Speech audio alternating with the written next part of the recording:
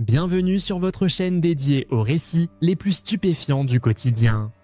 Aujourd'hui, nous vous révélons un témoignage qui va vous faire reconsidérer certaines de vos habitudes. Il concerne une application que vous utilisez peut-être régulièrement. Mais attention, cette histoire risque de changer votre perception à jamais.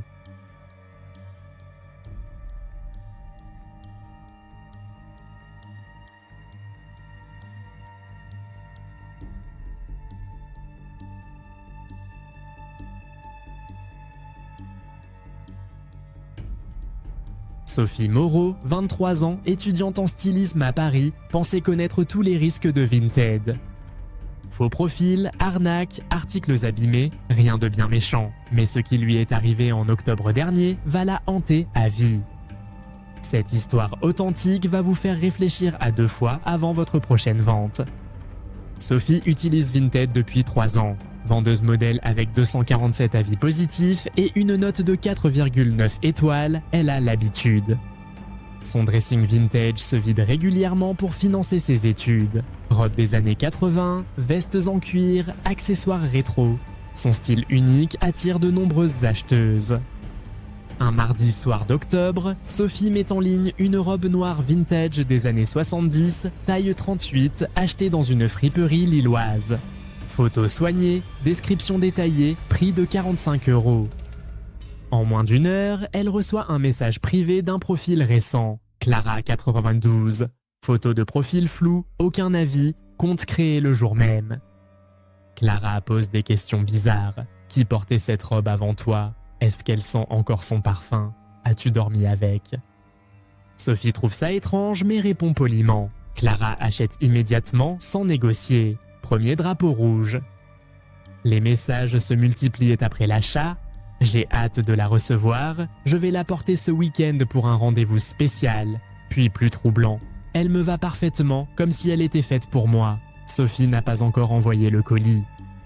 Sophie expédie la robe le lendemain en colissimo suivi. Clara bombarde son téléphone de messages. Tu l'as envoyé? Quand arrive-t-elle? Donne-moi ton adresse, je veux te rencontrer. Sophie bloque les messages privés, mais Clara crée de nouveaux comptes. Le vendredi, la robe arrive chez Clara à Marseille. Silence radio pendant 3 jours. Sophie se dit que l'histoire est terminée. Erreur. Le lundi suivant, notification Vinted. Clara a ouvert un litige.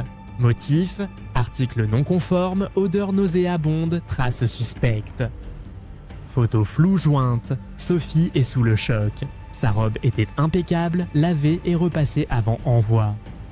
Clara exige un remboursement complet et menace de laisser un avis négatif. Sophie, protégée par Vinted Wallet, accepte le retour pour éviter les complications. Grosse erreur. Pendant que le colis retourne, Clara harcèle Sophie sur tous les réseaux sociaux. Elle a trouvé son Instagram, Facebook, LinkedIn. Messages privés jour et nuit. Je sais où tu habites, cette robe me revenait de droit, tu me l'as volée. Sophie découvre que Clara a screenshot toutes ses photos, créé des montages avec son visage, posté des commentaires délirants sous ses publications. Clara semble obsédée par elle, pas par la robe.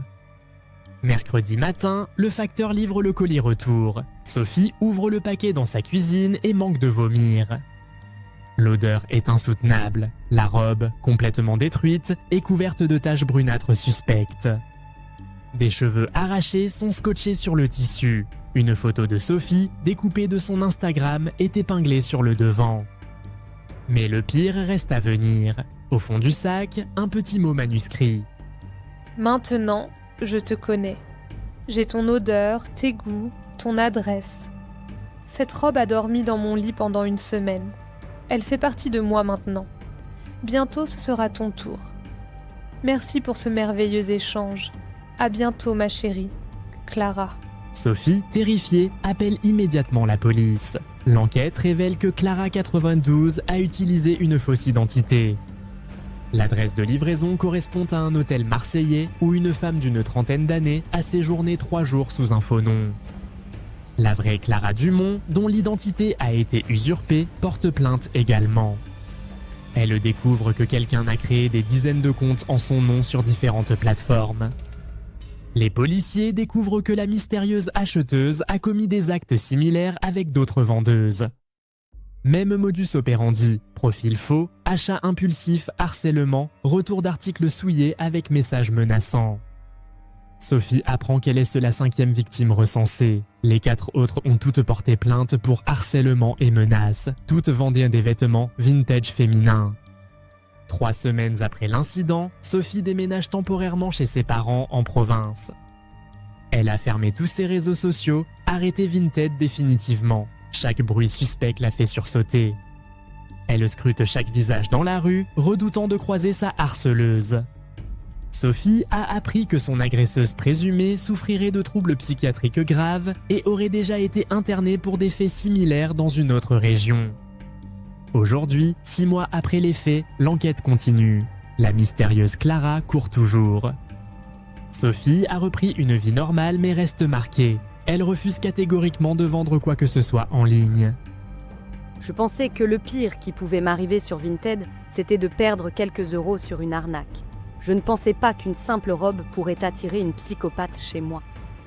Cette histoire authentique prouve que derrière nos écrans se cachent parfois des individus dangereux.